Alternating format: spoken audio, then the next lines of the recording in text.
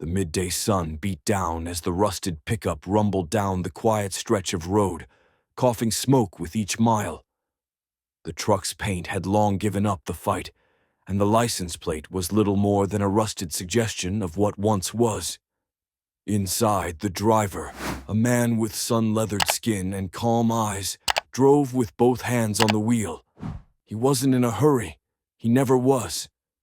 Two patrol officers parked on the shoulder noticed the truck before it even passed them.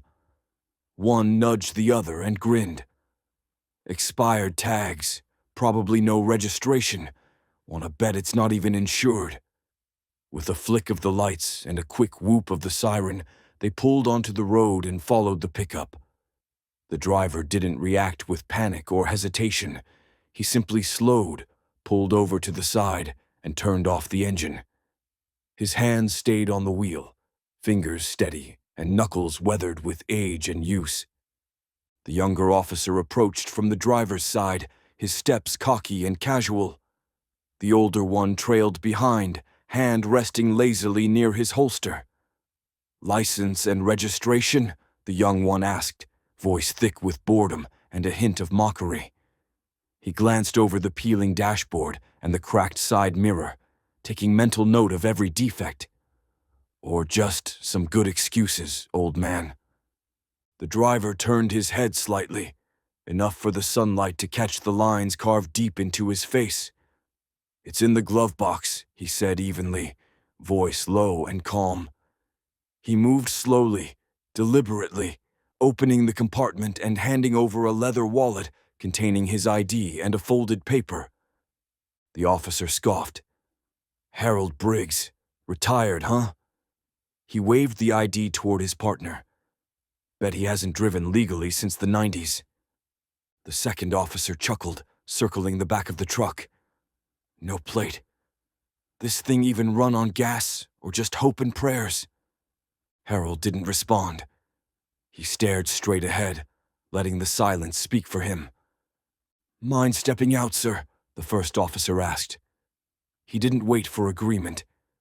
His tone was polite enough to seem official, but condescending enough to dismiss the man's dignity. Harold complied, stepping out with the slow precision of someone who didn't want to escalate anything. His boots hit the pavement with a soft thud. He stood still, not defiant, just grounded. The officers didn't see a legend. They saw rust and old bones. They didn't ask why his name sounded familiar. They didn't wonder why his hands, though aged, had the grip of someone who'd held lives in them. They just saw another broken-down truck and a man too old to fight back, and so they didn't hesitate to start digging. The heat pressed down like a blanket, thick and unmoving. Harold sat with both hands still on the wheel, his fingers resting where muscle memory had kept them for decades. He didn't turn to look at the officers. He didn't speak unless spoken to. His breath was slow, even, the kind of breath that came not from peace, but from discipline. "Sir, did you hear me?" the younger officer asked, tapping the window with a knuckle. Harold rolled it down halfway, the manual crank protesting the movement. "License and registration." Harold nodded once. "Glove box." His voice was gravel low, like it had passed through too many years, too many memories. He reached over slowly, never taking his left hand off the wheel, never making sudden movements. Inside the glove box were a few papers, a bronze star ribbon, and a folded letter yellowed at the corners. He handed over what was needed, then placed both hands right back on the wheel. The officer looked over the documents, eyebrows raised. "No plates, no current registration. Driving this junk heap is illegal, sir." Harold didn't answer, not because he didn't hear, not because he didn't care, but because it didn't matter. The officer already had his mind made up. "You do know this isn't road legal, right?" the second officer added, now crouched by the rear wheel, tracing a finger over the rust as if it were evidence of a crime. "You got a name for this antique?" "Chevy C10, Harold said without looking. "Built it myself. 68. The officers exchanged a smirk. You restore this. Or just never bothered fixing it. Still, Harold didn't react. His stillness wasn't passive. It was learned, controlled. The same stillness he'd used waiting in jungles for an enemy patrol to pass, in deserts watching the sun melt the horizon while listening for the snap of a twig. Silence had kept him alive more times than noise ever had. The younger one opened the door. Step out for us, please. Again, no resistance, no questions.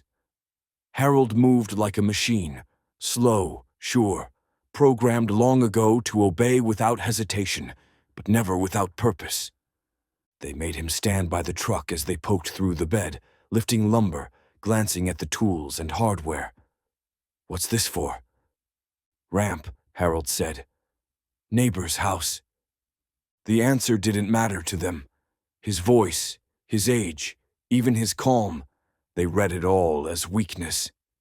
What they didn't see was the razor-thin line between silence and strength. What they didn't understand was that some men don't talk because they've seen more than most can bear to hear. And Harold Briggs had seen plenty. The taller officer leaned against the tailgate, boots scuffing the dirt, and let out a short laugh. Bet this thing's got a secret stash of moonshine in the back. Looks like something out of a Prohibition movie. His partner chuckled, flipping through Harold's faded documents like they were part of a costume. Or maybe it's stolen. What do you think, Grandpa? You bootlegging across county lines? Harold stood with his back straight, arms loose at his sides. He said nothing. His eyes didn't flinch, didn't twitch. He'd heard worse, much worse. But the joke still settled like grit in his throat. You got a memory problem, sir? The younger one asked, waving the expired registration. Might be time someone took the keys before you forget how to drive. More laughter. Harold didn't rise to the bait. He kept his gaze fixed on a crack in the pavement near his boot, focusing on the details, its jagged edge, the tiny ant crawling past, anything but their words. He'd survived interrogation rooms where silence was weaponized, where laughter wasn't a joke but a countdown. This was different, but familiar enough to sting. The officers moved around the truck like it was a dead animal they'd found on the side of the road, curious, detached, condescending. Think he even knows what day it is, one of them muttered, nudging the other with his elbow. Could be a risk, might drive into a mailbox next. Harold's fists curled slightly, not in anger, but memory. He remembered young men like this in different uniforms, holding rifles instead of citations, laughing the same way before an ambush wiped the smirk from their faces. Still, he said nothing. What's this? The officer held up a worn notebook, the spine almost gone. Pages filled with names, some with stars next to them, some crossed out entirely. A code book, grocery list. Harold's voice came like gravel scraping stone. Names of men I served with. That stopped them, only for a second. Right, the younger one smirked, tossing it back onto the seat. Sure thing, Rambo. The joke didn't land like they thought. A few people passing by had slowed, watching. A woman paused with her coffee, frowning. But the officers didn't notice. They were still playing a game they didn't know they'd already lost. Harold's silence wasn't confusion. It was patience. And it was running out. The younger officer leaned against the truck door, Harold's wallet open in his hand. He pulled out the old military ID, squinting at the faded photo and the string of medals listed beneath the name. Harold Briggs, Sergeant Major, U.S. Army. Retired, he read aloud, then snorted. Must have printed this at a flea market. He tossed it to his partner, who caught it with one hand and examined it with the same care he'd give a diner menu. Looks legit enough, but anyone can laminate a card these days. Inside the glove compartment sat a creased photo in a cracked plastic sleeve. It showed a group of men in dusty fatigues, crouched together on a ridge somewhere too dry, too far, too forgotten. One of them, Harold, was at the center, arms folded, a younger man with the same steel in his eyes that now peered silently at the horizon. The officer looked at the photo, then at Harold, then tossed it back in with a shrug. War buddies, Vietnam or something, whatever. They didn't see the difference between a snapshot and a symbol. Didn't know that 3 of the men in the photo never made it home, that one had died saving Harold's life, that another had gone missing and was never found. To them, it was just an old picture. Dusty. Useless. The notebook they'd flipped through earlier was now sprawled on the dashboard, pages ruffled by the breeze. Inside were names written in a firm, neat hand, some with stars drawn next to them, some with thick black lines through them. To the officers, it was just scribbles. But to Harold, it was a ledger of loyalty and loss. "What's this?" "A kill list," one joked, nudging the other. They laughed again, too loud. Harold didn't flinch. He'd learned a long time ago how to let ignorance pass through him, like wind through trees. What mattered stayed rooted. They ignored the subtle clues, how his hands shook slightly, not from weakness, but from remembering. How he stood not in defiance, but discipline. How the old ribbon in the glove box was more than decoration. It was a piece of soul paid in full. The evidence was all there. The ID, the photo, the notebook. The calloused hands, the straight spine, the 1,000-yard calm. But the officers didn't see a soldier, a rescuer, a builder of lives. They saw rust, not resilience. They didn't look closely, because if they had, they might have seen the storm coming. "Take a seat, sir," the taller officer said, gesturing to the curb with a nod of his chin. Not a request, an order disguised in manners. Harold glanced at the patch of concrete already radiating heat and lowered himself without complaint, knees stiff from time and memory. The sun bore down, relentless and uncaring. He sat upright, hands resting on his thighs, eyes fixed on the distant shimmer of the road. Behind him, the pickup ticked softly as the engine cooled. The officers stood in the shade of their cruiser, sipping gas station coffee and scrolling on their phones. One of them laughed at a meme. The other checked the status of the vehicle on his tablet. No chair, no water, no respect. Just a man sitting in silence, while his dignity peeled under the weight of the heat and the ignorance around him. A couple of passers-by slowed down to watch. Some raised phones. One snapped a picture, an old man on the curb, 2 cops behind him. Without context, it looked like justice. In reality, it was judgment. Harold kept his back straight. Not because he had something to prove, but because men who had spent days in the jungle, weeks in the desert, and months in forgotten wars didn't slouch in the face of discomfort. He'd been stripped of everything before, comfort, safety, even hope, and he'd rebuilt himself every time. But this moment still stung, not because of pride, but because they didn't even see him. Not really. His ID had meant nothing. His voice had been overlooked. His record dismissed. "Dispatch says the truck's not stolen," one officer called out. "Just old, unsafe, probably shouldn't be on the road." The other chuckled. Neither should he. More laughter.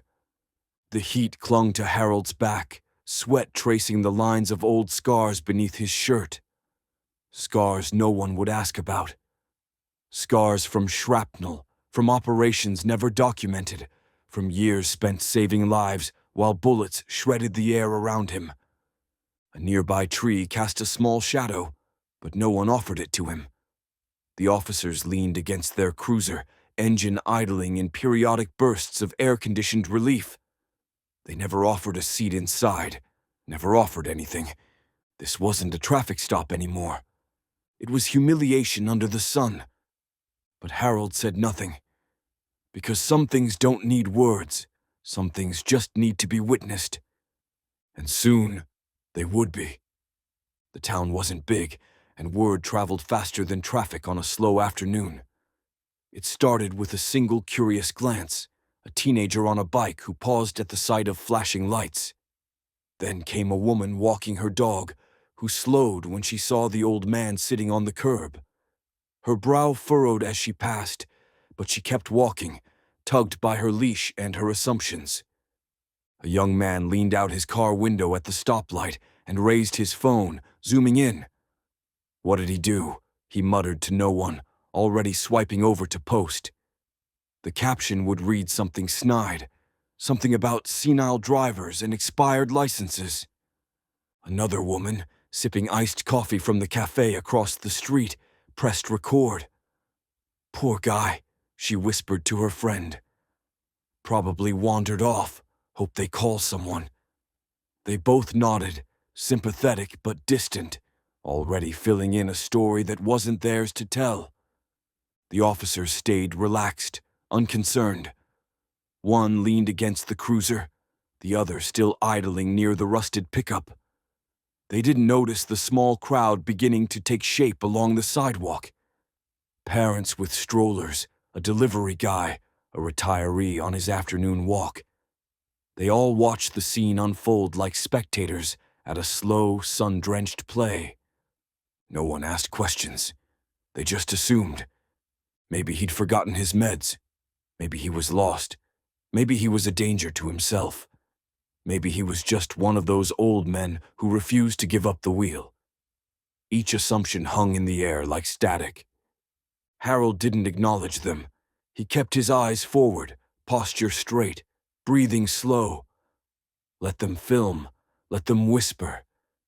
He'd been watched before, through scopes, through the suspicious eyes of enemies, through the grief-filled stares of mothers he couldn't save. This was nothing. Still, something inside him ached, not from shame, but from the weight of being misunderstood yet again. The phone screens glinted in the sun. Someone muttered, "Poor guy's probably got dementia," while another speculated, "Bet he ran from a nursing home." The truth wasn't interesting enough. They needed a story that fit the picture. And there he was, gray hair, wrinkled shirt, old truck, silent lips, an easy target for misjudgment. A legend mistaken for a problem. But in the crowd, one man narrowed his eyes. A gas station clerk in a grease-stained polo, his arms folded across his chest. His face changed. He knew that profile, knew the stillness, knew the name.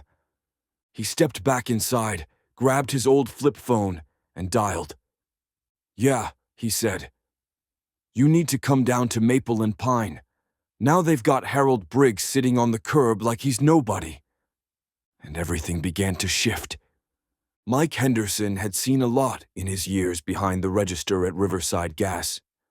Soldiers passing through, bikers with stories etched into their arms, old men buying black coffee and lottery tickets like clockwork. But none of them ever carried the same quiet weight as Harold Briggs. He'd first noticed the commotion from behind the glass, squinting past the sun's glare. At first, it just looked like another traffic stop. 2 officers, a rusted-out truck, some old guy on the curb. But something didn't sit right. Not with the way the man held himself. Not with that stillness. Mike stepped outside, hand shielding his eyes. He saw the face clearly now.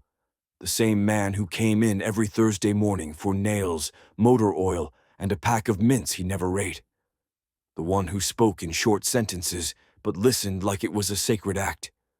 Mike had seen that same face in an old photo once, taped to the wall of the VFW hall. Younger, cleaner cut, but unmistakable. Harold Briggs, Sergeant Major, the man who'd once pulled 2 Marines out of a collapsed building during a firefight in Colombia. The man who never mentioned it once. Mike turned and walked back inside the gas station, heartbeat picking up. He reached beneath the counter for his old flip phone, the one he only used for calls that mattered. He hadn't dialed this number in over a year, but the name at the other end didn't forget favors. He pressed the button. "General Phillips, this is Mike. Mike from Riverside Gas." "Yes, sir. I wouldn't call if it wasn't important. They've got him sitting on the curb like a criminal.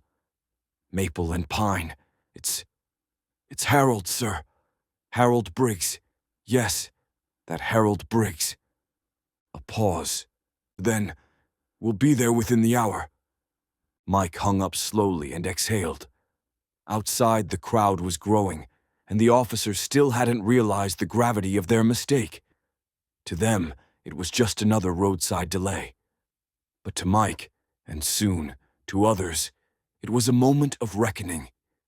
He stood at the window, arms folded, watching the man who had once walked through gunfire without blinking, now sit under a sun that didn't know his name.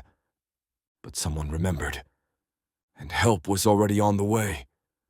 The minutes stretched long under the glare of the sun, the kind of heat that softened asphalt and silenced birds. Harold didn't move. He sat on the curb as if carved from the pavement itself, still, composed, unmoved by time or discomfort. His shadow shrank beneath him, offering no comfort.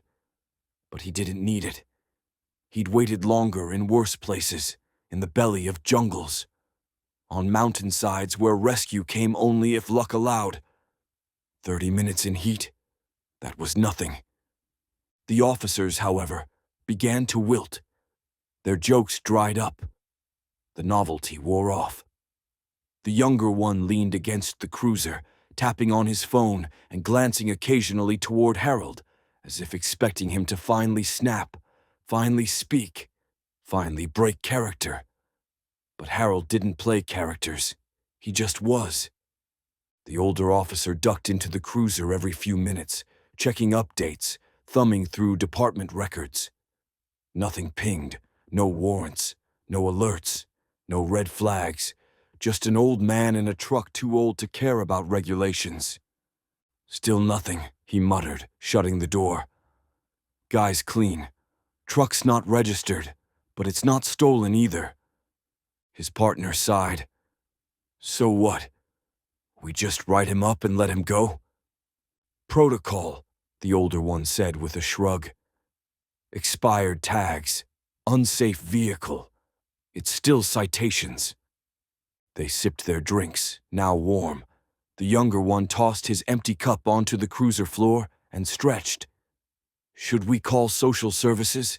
Maybe he wandered off from a care home or something." "Yeah," the other muttered.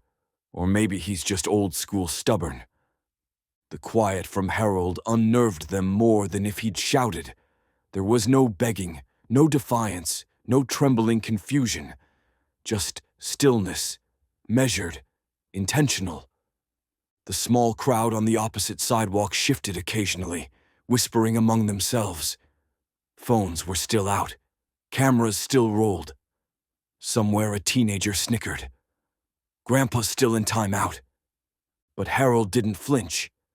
In his mind, he was elsewhere, on a ridge in Afghanistan, counting the seconds between gunfire. In a monsoon-drenched cave in the Philippines, calming a wounded comrade. In a jungle, lying still for 3 days, with nothing but silence between his breath and an enemy's boot. He had waited before, for orders, for rescue, for peace. He could wait now, because something inside him knew the clock was ticking, knew the call had been made, knew someone remembered. So while the officers sweated and the crowd whispered and the sun bore down, Harold remained unmoved, because men like him knew better than anyone. Sometimes, silence is the loudest thing in the room. The first sign wasn't sound, it was shadow. A long, dark one that stretched across the sun-baked pavement, cutting through the heat like a blade. The crowd looked up as the black SUV turned the corner, tires whispering against the road. No sirens, no lights, just presence. It rolled slowly but with purpose, windows tinted, paint polished to a mirror-black sheen that reflected the surprised faces around it. Government plates glinted in the sun. This wasn't local law enforcement. This wasn't someone passing through. This was something else. The officers straightened instinctively. Both looked at each other, tension creeping in for the first time since the stop began. The younger one stepped away from the cruiser, suddenly uncertain. The older officer narrowed his eyes, trying to read the insignia on the plate, trying to guess who was coming and why. The SUV came to a smooth stop just behind the patrol car, engine idling with a quiet hum. For a moment, no one moved. The air seemed to still. Then the back door opened. A boot stepped out first, polished, regulation, immaculately maintained. Then another. A man unfolded from the back seat, tall and imposing in full military dress. The sunlight caught 4 stars on his collar. He wasn't rushed, but there was urgency in his posture.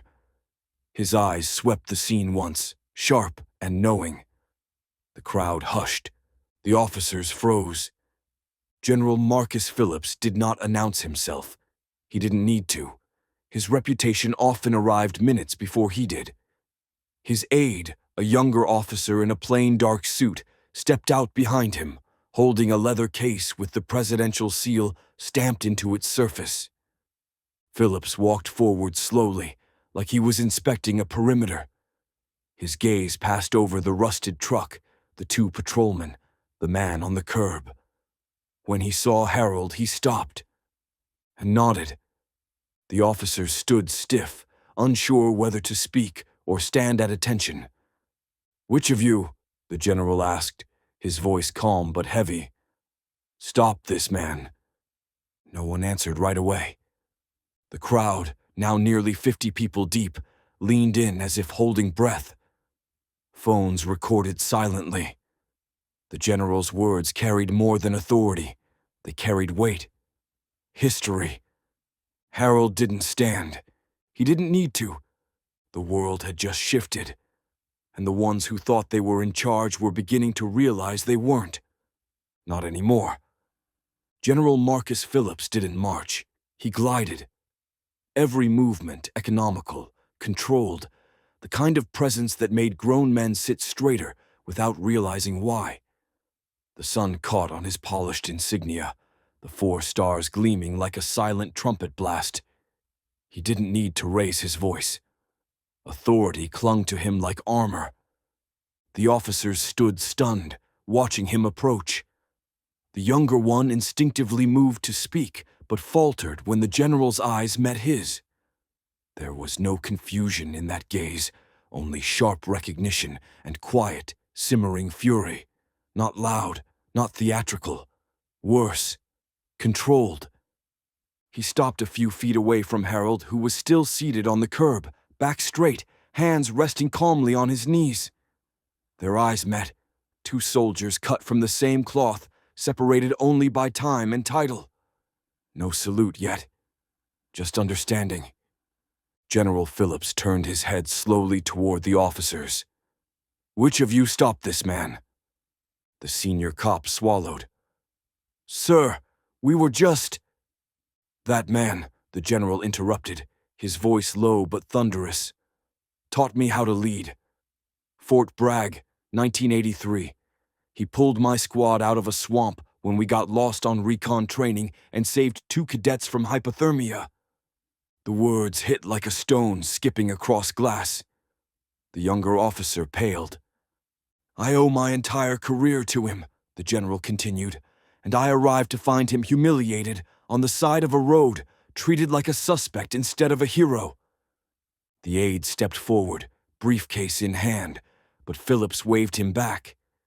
He didn't need paperwork to make his point. The crowd was silent now. Even the birds had quieted. Every phone pointed at the scene, recording something rare. True weight, true presence, and the moment it rebalanced the scales. The general faced Harold again, and this time his voice softened. "Permission to help you up, Sergeant Major?" Harold gave the faintest nod. Permission granted. Phillips reached out, not as a commanding officer, but as a student greeting his teacher. As Harold stood, slow but proud, the general stepped back and brought his hand to his brow in a crisp salute that rang louder than any siren. And then the weight shifted. Power moved. The officers, once smug, now silent, stood in the presence of a man whose silence had meant survival, whose patience had outlasted wars, whose legacy had just come roaring back to life. The curb was empty now, but the memory of what happened there had just begun. General Phillips let his salute linger, sharp and unwavering, before dropping his hand with precision. The silence that followed wasn't empty. It was charged, as if the entire block held its breath. He turned slowly to face the two officers, who now stood rigid, uncertainty settling on their faces like dust. The younger one shifted, clearly uncomfortable. The older officer tried to square his shoulders, to reclaim some authority, but it crumbled beneath the general's gaze. No raised voice, no drawn-out lecture. Just 6 words, spoken low, but heard by everyone. "You just stopped the man who trained me." The words landed like thunder, not shouted, but felt. The kind of sentence that rewrites everything. The officers' mouths opened, but no sound followed. What could they say? That they'd mocked him, searched his truck for moonshine, made him sit on the curb like a stray. The younger officer looked at Harold now, not as a suspect, not as an old man, but as someone he didn't begin to understand. And that realization sank in like a stone. General Phillips continued, his voice measured, each word deliberate.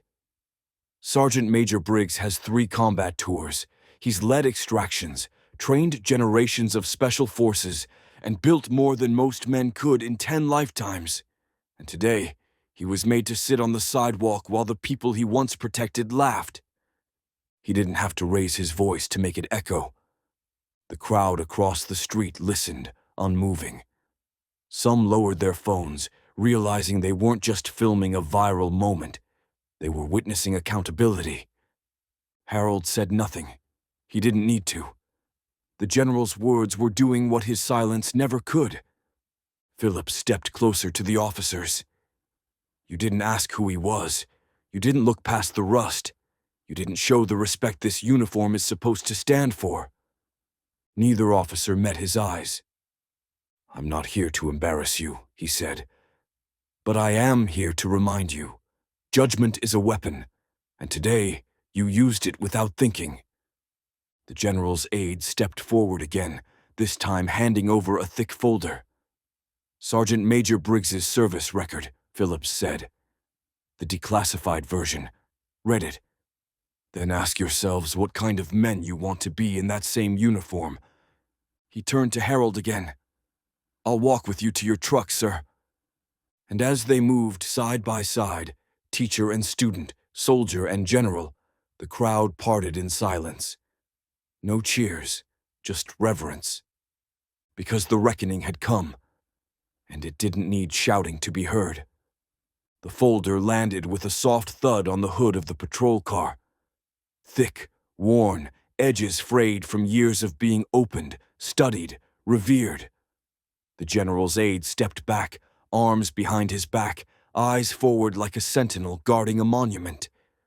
General Phillips gave the officers a look that left no room for excuses. "Go ahead," he said, calm as a storm before it breaks. "Read it." The younger officer hesitated, then reached for the folder with uncertain hands. The older one leaned in, both of them scanning the first few pages. What they read didn't match the man they'd pulled over. It defied the image they had mocked just an hour ago.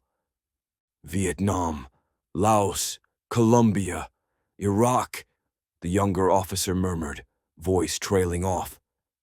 The general's voice carried over them, filling in the gaps.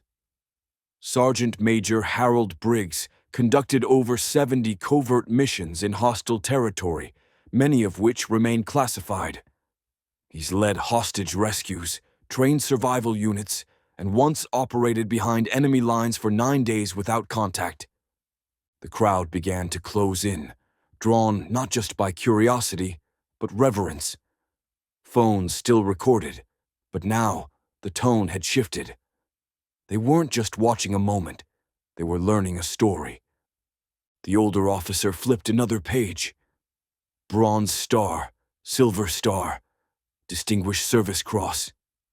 The general nodded. And that's just what the public's allowed to know. He stepped closer to the crowd, his voice rising slightly. Not angry, but sure, proud. This man built medical shelters during Hurricane Andrew, drove through floodwaters in this very truck to deliver supplies when no one else could. After September 11th, he came out of retirement at age 60 to train the next generation of special forces in advanced survival tactics. The murmurs turned to gasps. He taught us how to endure, Phillips said, how to remain calm when others panic, how to treat every life with dignity, whether friend or enemy. The notebook one of the officers had laughed at earlier now rested in the folder. Names, dozens of them, some starred, some crossed out. His brothers in arms, the general said, almost in a whisper. Each name has a story. Some are gone, some never made it home. The officers looked up at Harold, faces drained of arrogance. What they had dismissed as an old man with rust and paperwork had unfolded into a living chapter of American military history. General Phillips rested a hand on Harold's shoulder. This man doesn't wear his story on his chest. He carries it in his spine. The street was silent again, not from command, but awe. The truth had arrived, one page at a time, and it had shattered every assumption. History hadn't just unfolded. It had stood up, dusted itself off, and looked them all in the eye. Harold stood with quiet stillness, but around him, stories began to stir, unearthed like artifacts long buried in dust. The folder now lay open for all to see, and with each page turned, the portrait of a legend came into focus. The general didn't grandstand. He simply spoke. Sergeant Major Briggs led a nighttime extraction in 1986 that pulled 23 civilians out of a cartel-controlled jungle in Colombia. They were tied to trees, set to be executed at dawn. He guided his team through 4 miles of mine-ridden terrain without satellite support. The younger officer blinked. Why wasn't that in the news? It wasn't supposed to be, the general replied.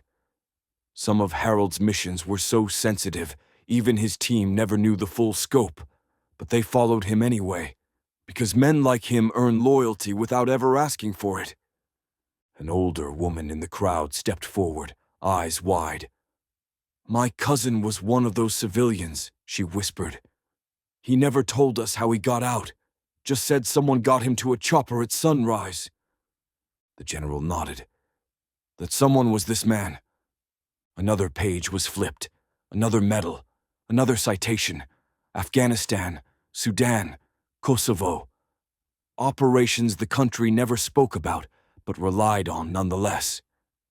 After Hurricane Katrina, the general continued, Harold drove this truck, this exact truck, across 3 states with medical supplies and water.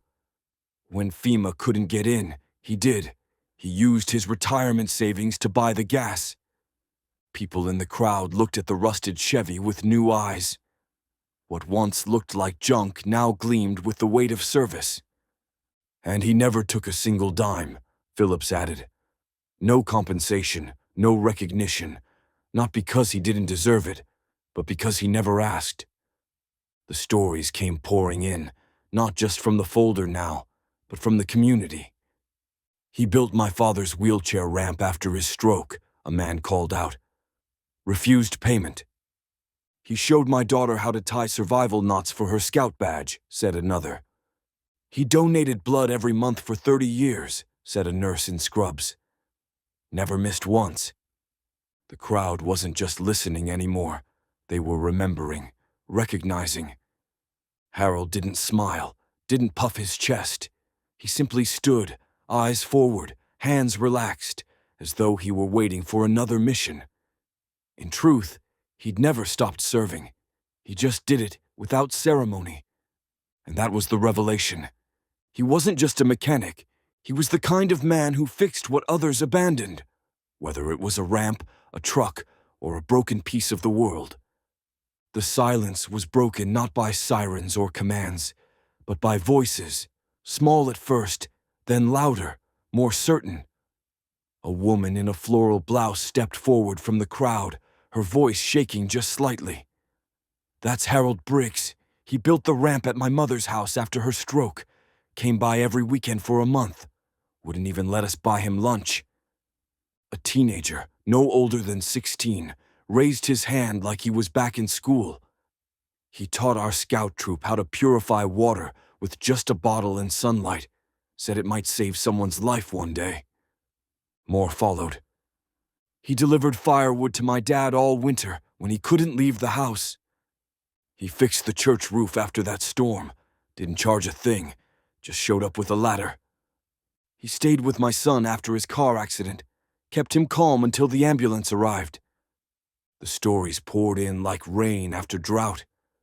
Some people hadn't even realized they were talking about the same man until now. Each memory layered over the last, painting a portrait of a man who didn't ask for thanks, didn't seek recognition, just quietly did the work. The officers stood frozen, the weight of it all finally hitting. They hadn't just pulled over a man. They had dismissed a cornerstone of their own community. Someone who had been walking among them, unseen but never inactive. The younger officer swallowed hard. "We didn't know." "No," said one of the locals. "You didn't ask." The gas station clerk, Mike, nodded solemnly. "He's been helping this town longer than most of us have lived here. He doesn't advertise it. He just shows up." A small boy, barely taller than the cruiser's fender, looked up at his mom. "Is he a hero?" She bent down beside him, eyes glassy. "He's what heroes become when they grow old and no one's watching." Harold didn't react to the praise. He kept his posture relaxed, like a man used to being overlooked and not surprised by it. But his eyes, those calm, storm-tested eyes, flicked briefly toward the crowd. Not in pride, not in validation, just acknowledgement, as if to say, "I see you too." Because for Harold Briggs, service wasn't a ceremony, it was a way of life. And now, finally, his community was beginning to see that it always had been.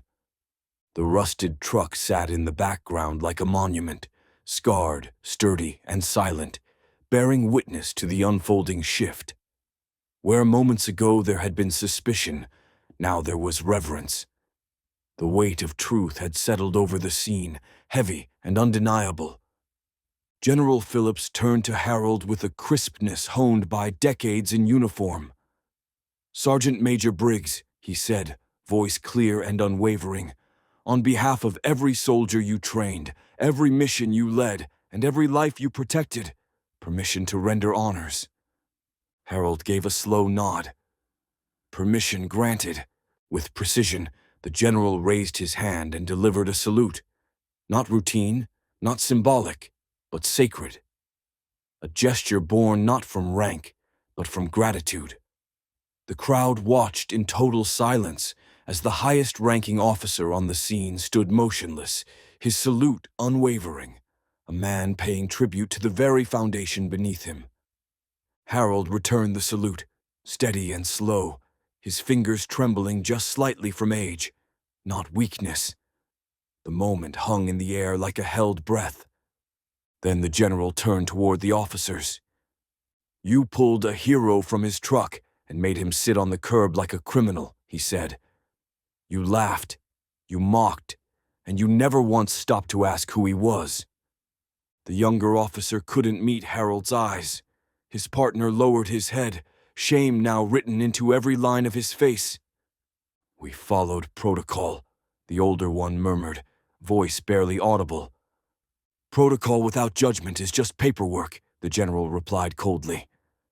This man wrote the protocol you hide behind. He bled for it.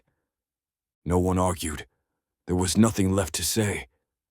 The crowd stood in reverent silence, phone screens forgotten, as two officers realized what it meant to wear a badge without understanding the weight it carried. Harold stepped forward, not in anger, but with the quiet gravity of a man who had seen war, peace, and all the gray spaces in between. He looked the officers in the eye. I'm not the one you need to apologize to, he said. Apologize to the next old man you stop before assuming he's nothing. The words weren't harsh, they were true, and they cut deeper than anything the general had said. As the salute lowered and the shame set in, the line between justice and humiliation blurred into something else. Respect, hard-won, and finally earned. From cuffs to commendation, Harold hadn't changed. Only the world around him had.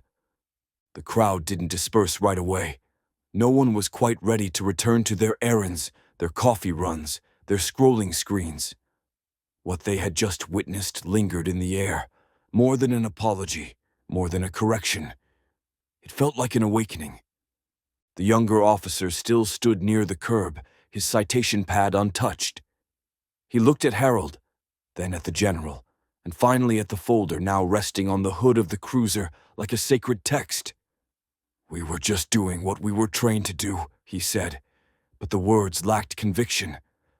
General Phillips turned to him, not with anger this time, but with something harder to face. Disappointment. That's exactly the problem. The officer opened his mouth, then closed it. There was no defense that didn't sound hollow now. We teach procedures, the general said, loud enough for the surrounding crowd to hear. But we've stopped teaching judgment. Stopped teaching that respect comes first, not after a record check, not after someone proves their worth. A murmur of agreement rippled through the people watching. Harold stood quietly beside his truck, arms crossed, saying nothing.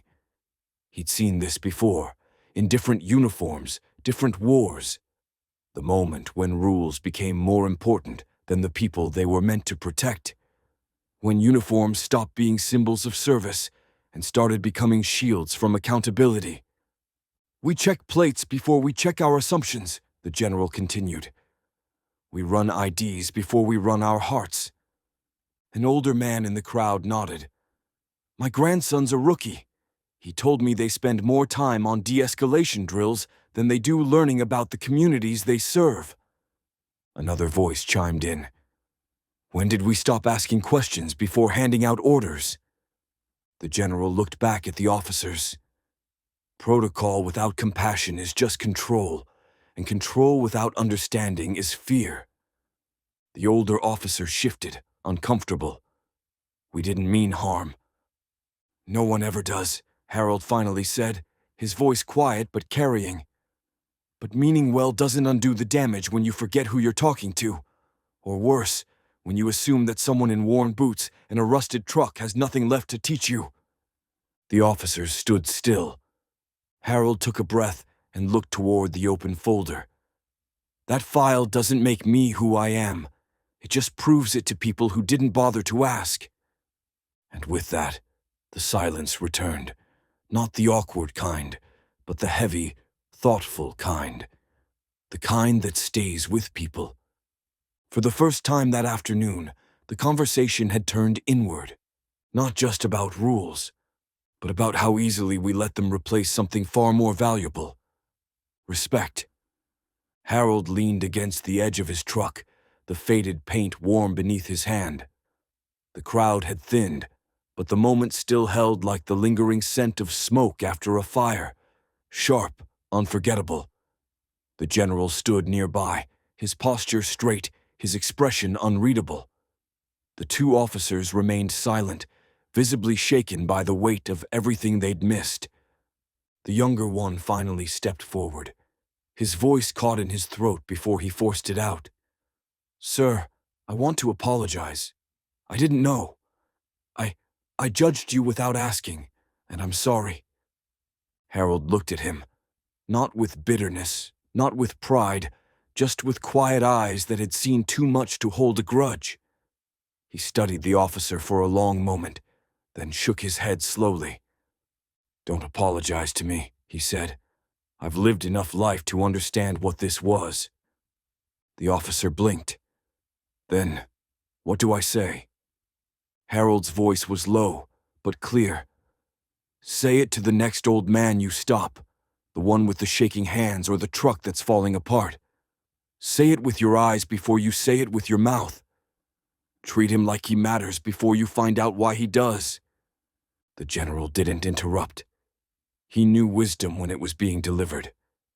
Harold stepped away from the truck, brushing the dust from his jeans as if shrugging off the weight of the day.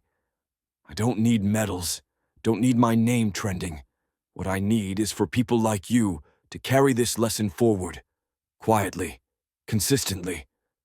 Because next time, the man you stop might not be me, and next time, it might go worse."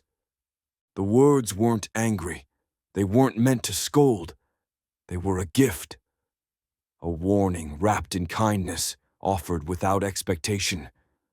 The older officer lowered his head. "We failed you." "No," Harold replied. "You forgot to see me. That's not the same thing, but you can fix it." He turned to the general with a nod. "I've got work to finish. Ramp still needs building. Neighbors expecting it before Sunday." The general smiled, proud and sad at once. "You never stop serving." Harold shrugged. "Service isn't something you clock out of. It's something you carry." And with that, he climbed into his old truck, the door creaking like it always had. As the engine rumbled to life and the crowd stepped aside, Harold tipped his cap once, not to be honored, but to remind them. Respect doesn't need applause. It just needs to be remembered. The next morning, the mayor stood at a podium hastily set up on the town square, flanked by veterans in uniform, reporters with microphones, and townspeople still buzzing with disbelief from the day before. Behind her hung a banner that read, "Harold Briggs Day, in honor of quiet service."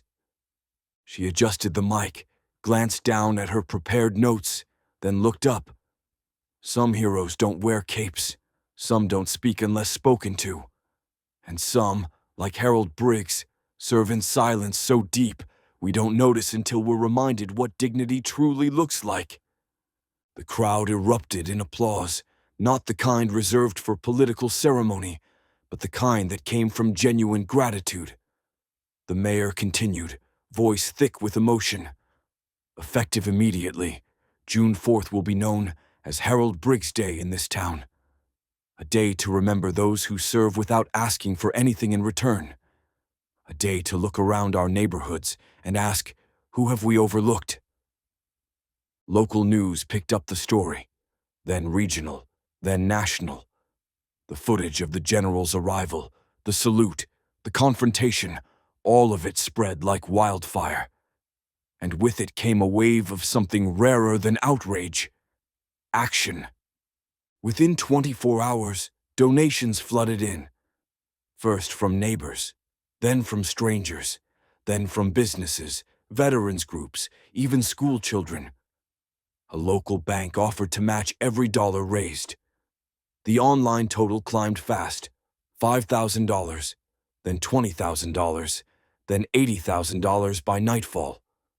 Harold watched it unfold from his porch, a mug of black coffee in hand, as a local reporter recounted the events on the evening news. He didn't smile, didn't comment, just gave a small shake of his head, like someone watching the wind change and knowing it wouldn't last. By week's end, the total surpassed $247,000. When asked what he wanted to do with the funds, Harold didn't hesitate. "Build ramps," he said simply. "Start with the vets who can't get out of their own homes, then the seniors, then anyone else who needs one." He didn't request a plaque, or a statue, or a ceremony. But the town gave him something anyway, a bronze plaque installed on the very curb where he had been made to sit. It read, "Here sat Sergeant Major Harold Briggs. Before we knew who he was. Let us never forget again." The town changed that week, not just in how it looked at Harold, but in how it looked at itself. And Harold, as always, got back to work. Because to him, honor was never about the headlines. It was about who got to walk through a door that was once out of reach. It started with a local hardware store offering materials for free. Then a retired contractor volunteered his weekends. Soon, a church youth group signed up to help sand, hammer, and paint. What began as a small gesture in one town snowballed into something bigger, something powerful. They called it the Harold Briggs Initiative. The mission was simple: build accessibility ramps for veterans in need, no matter their age, branch, or rank.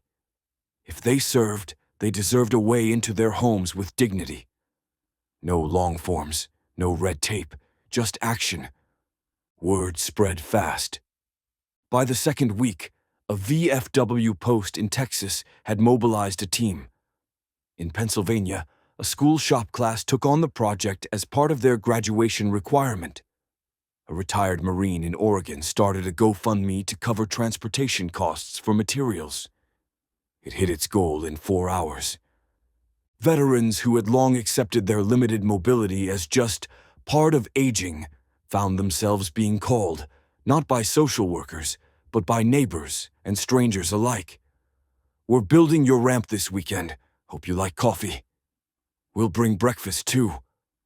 Harold watched the stories unfold from his quiet home, his rusted truck still parked out front, now more of a landmark than a vehicle. People waved when they passed it. Saluted sometimes. A few even knocked on his door just to say thank you. He always answered the same way. "Don't thank me. Just keep building." Requests poured in. Over 300 homes in the first month alone, some in small towns, others in big cities. But the need was the same. Veterans, many living alone or on fixed incomes, had spent years confined by stairs they could no longer climb. Now, one by one, they were gaining back their freedom. News stations called it a movement. Politicians offered endorsements, but Harold never let it become about him. Whenever asked to speak, he said little more than, "Every ramp is a salute. Make sure it's level." General Phillips, now unofficially advising the initiative, helped establish connections with veteran hospitals and military support services. He even recruited active duty engineers to lend a hand on leave. Volunteers began wearing shirts with 6 words printed on the back. "You never know who you're stopping." And across the country, on sidewalks and front porches, families gathered to watch as wood and sweat turned into welcome, into mobility, into honor restored. The Harold Briggs Initiative wasn't charity. It was long overdue recognition, measured not in medals, but in steps finally made possible. It didn't take long for Harold's story to cross county lines, then state borders. Within days, news anchors were quoting the general's 6 words like scripture. "You just stopped the man who trained me" became more than a headline. It became a mirror, forcing departments across the country to take a hard look at how they treated the quiet ones, the forgotten ones, the ones who served and kept on serving long after the uniform came off. In Colorado, a police chief called an emergency meeting. Officers sat in a dimly lit room as the video played. Harold on the curb, the SUV pulling in, the salute. Silence followed, heavier than the walls around them.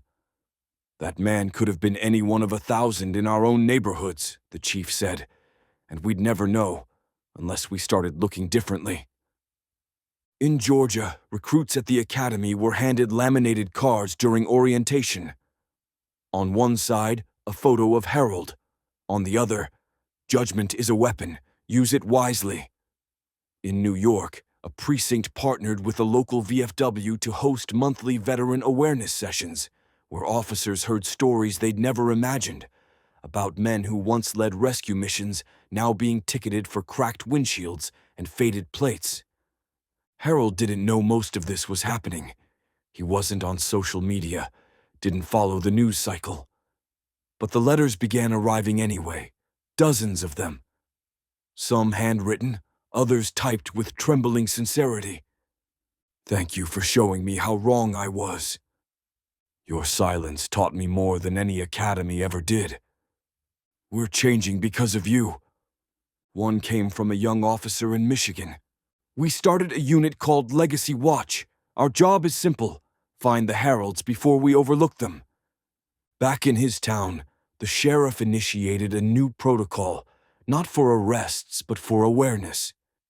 Every officer was now required to attend a community service day with local veterans, not just to shake hands, but to build, repair, listen. Respect, it turned out, wasn't something you taught in a classroom. It had to be earned alongside those who had already lived it. General Phillips smiled when he heard. "He's leading a national retraining program," he said one evening, and he didn't say more than a handful of words. Ripples don't ask permission to spread, they just do. And Harold Briggs, without asking for recognition or reform, had started a wave of respect that rolled farther than anyone expected. Not with speeches, not with protests, just a man, a truck, and a legacy too big to ignore. The knock on Harold's door came just after sunrise. Software hesitant, the kind of knock that carried the weight of unfinished business. Harold set down his coffee, stood slowly, and opened the door to find the younger officer, Brian Keller, standing on the porch in plain clothes, holding nothing but a nervous breath and a paper bag of donuts. Harold said nothing at first, just looked at him. Brian swallowed. "I wasn't sure if you'd even open the door." "I don't usually open for people I don't know," Harold said, voice steady. "But I know who you were. Let's see who you are." Brian let out a shaky exhale and extended the bag. "These are from the bakery on Main. I didn't come for forgiveness, just to try and start something better." Harold stepped aside. "Coffee's hot." Inside, the silence stretched for a few moments as they sat across from each other. Brian's uniform was gone, but the shame still clung to him. "I've watched that footage 100 times," he admitted. "I saw everything I missed. Your hands, the way you moved, the way you didn't react. I should have known. I should have asked." Harold stirred his coffee. "You didn't know what to look for. Now you do." Brian looked up, surprised. "That's it?" "That's the hard part, son. Carrying the weight after the moment passes. Saying sorry is easy. Doing something about it, that's where the work begins." And so Brian began. At first, he just showed up at the VFW on weekends, sweeping floors, cleaning gutters, hauling boxes of canned goods for care packages. Most of the old-timers looked at him sideways. They knew who he was, knew what he'd done. But Harold had let him in, and that meant something. Eventually, Brian stopped showing up just to help. He stayed to listen. He heard stories from Vietnam medics and Korean war scouts. He learned the names of every ramp Harold had built and every soldier those ramps now carried. He listened to grief that had never been spoken aloud, to memories held in silence for decades.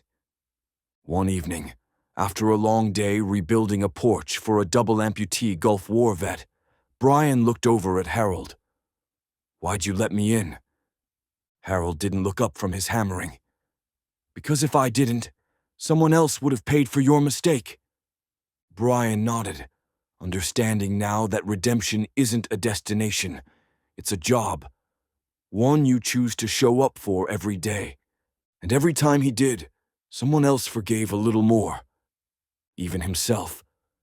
The training room was filled with new recruits, fresh faces, crisp uniforms, pens ready, eyes still full of certainty. The projector screen at the front displayed a title slide. Community Relations and Veteran Awareness Initiative. But it wasn't the presentation that had their attention. It was the man sitting silently in the folding chair near the podium. He wore no medals, no uniform, just jeans, a worn flannel shirt, and boots older than some of the officers in the room. But his presence held the room like gravity. This was Harold Briggs, and they all knew why he was here. The sheriff stepped up first. Today's guest doesn't need a slideshow. He's the reason we changed this program. So I'm going to step back and let him do what he's always done. Lead. Harold stood slowly. He didn't walk to the podium. He didn't need to. He stood just in front of the first row and scanned the room, his gaze level, calm. "I'm not here to give you a lecture," he said. "I've sat through enough of those. I'm here because one of you might pull over someone like me someday, and I want to make sure you do it better than it was done to me." The room was dead silent. He didn't pace, didn't raise his voice. "When I was stopped, nobody asked who I was. They didn't see the years I served. They didn't see the men I lost. They saw rust, age, silence, and they assumed." A pause. "Respect isn't something you give after you find out someone deserves it. It's what you lead with, because you don't always get a second chance." A few recruits lowered their pens. This wasn't a note-taking kind of moment. Harold looked each one of them in the eye. "You've got rules, protocols, radios. But if you forget the people you're supposed to protect, those tools won't mean a damn thing. You're not just officers. You're mirrors. You reflect what this uniform stands for, so reflect something worth seeing." He let the silence do the work for a beat, then turned to leave. But just before stepping out, he stopped and said, without turning back, "Service doesn't end with the uniform. Neither should the respect for it." No applause, just quiet understanding. And from that day on, every recruit who came through that room remembered one thing above all else: the man who spoke softly and left a legacy that thundered. The sun was setting when the black SUV pulled up the gravel path, its once imposing form now familiar and quiet. No tinted windows, no escort, no uniformed driver. Just a single figure stepping out, dressed not in military blues, but in a simple flannel shirt and jeans, much like the man he came to see. Harold was already on the porch, a mug of coffee in one hand, the other resting on the railing as he watched the fireflies spark to life in the yard. He didn't stand, didn't wave, just nodded, slow and sure. General Marcus Phillips, retired now but still walking like a man who had led lives, crossed the lawn with a bottle of whiskey in hand and a tired smile on his face. "Figured it was time I stopped by," he said. "You're late," Harold replied. Phillips chuckled. Traffic was hell, and by traffic, I mean retirement. Harold gestured to the empty chair beside him. "Still warm." The general sat down with a soft grunt, setting the bottle between them. No toasts, no grand speeches. Just two old soldiers watching the day fade the way it always does, quietly without asking permission. They sat in silence for a while, sipping slowly, the creak of the porch swing marking time between words. "You know," Phillips said eventually, "I've been to dozens of award ceremonies, medal presentations, press events, but none of them ever felt like that day on the curb." Harold didn't answer right away. He just looked out across the field. "That wasn't about me," he said. "It was about the ones who didn't get their moment, the ones we lost, the ones who never got to come home and sit on a porch like this." The general nodded. "Still, you changed the way this country looks at its veterans, at its elders, at itself." "I didn't change anything," Harold replied. "They changed. I just held up the mirror." Another long pause. Crickets filled the air now, singing their summer hymn. "You ever miss it?" Phillips asked. The war. Number the noise. The purpose. Harold took a slow sip. Sometimes. But then I build a ramp, or get a letter from a kid who stopped assuming. That's enough purpose for me. The general smiled. You always were the stubborn one. Harold glanced sideways, a flicker of amusement in his eyes. Takes one to know one, General. Marcus, he corrected. Marcus, Harold said softly. And under a fading sky, they sat side by side, two men who had seen too much, said too little, and finally, after all the ranks and regulations, just shared a quiet evening as friends. The truck still rattled. The muffler still growled on cold mornings, and the passenger door still needed a hip bump to close. But it moved, steady as ever, down Main Street every morning, just like it had for decades. Only now the town moved with it. Kids waved from sidewalks. Shopkeepers paused in doorways. A construction crew near the library put their hands to their brows in salute as Harold passed, the front bumper of the old Chevy catching sunlight like a badge of honor. No one asked if the plates were expired anymore. They didn't need to. That truck had earned its place.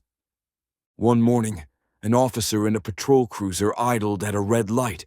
He spotted Harold turning the corner and immediately stepped out. He stood at attention beside his car, no commands, no fanfare. Just respect. Harold nodded once, not slowing down. The salute was returned in his own way, with presence, with consistency. People no longer looked through the man in the truck. They noticed him, not because of the viral story or the national headlines, but because they'd come to understand something deeper. Service didn't retire. It just changed form. Sometimes it looked like building a ramp on a Saturday. Sometimes it sounded like an engine refusing to die. Sometimes it walked slowly, silently, through a grocery store, and sometimes it drove a rusted-out truck down the center of town like a parade of one. The Harold Briggs initiative continued to grow, but Harold himself stayed rooted. He showed up with lumber and screws like always, his toolkit worn and reliable. When people thanked him, he just shrugged. Gotta keep the hands moving, he'd say. On Sundays, after his route, Harold would pull into the diner. They saved his usual booth. The cook never let him pay. A folded flag hung in a frame near the register now, with a brass plate beneath it. In honor of Sergeant Major Harold Briggs, our quiet hero. He never asked for it, never wanted it. But now, when his truck passed, no one reached for their phone to record. They stood a little taller, tipped their hats, pressed their hands over hearts. Because that sound, that rattle of a tired engine and tires on cracked pavement, meant something now. It meant the town had changed. And Harold Briggs was still driving it forward.